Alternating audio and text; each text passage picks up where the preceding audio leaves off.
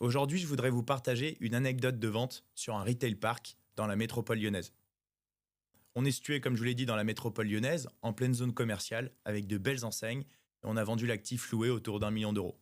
Et on a eu deux surprises que je n'avais franchement pas vu venir. Le bâtiment, il datait des années 80. On signe l'offre, la due diligence se passe parfaitement bien. Vendeur-acquéreur, bon feeling. Tout roule jusqu'à deux mails. L'un juste avant la promesse de vente, l'autre après. Premier mail. Un copropriétaire nous informe que son locataire paie toute l'eau du bâtiment depuis des années.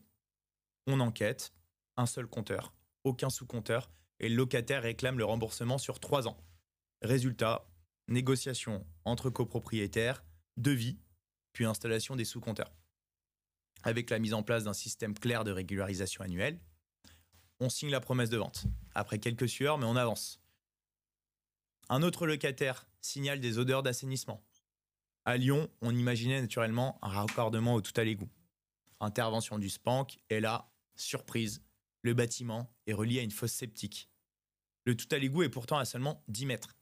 On monte donc un projet de raccordement. Récupération des devis, calcul des tantièmes, transparence totale auprès de l'acquéreur et coordination pour engager les travaux après l'acte de vente.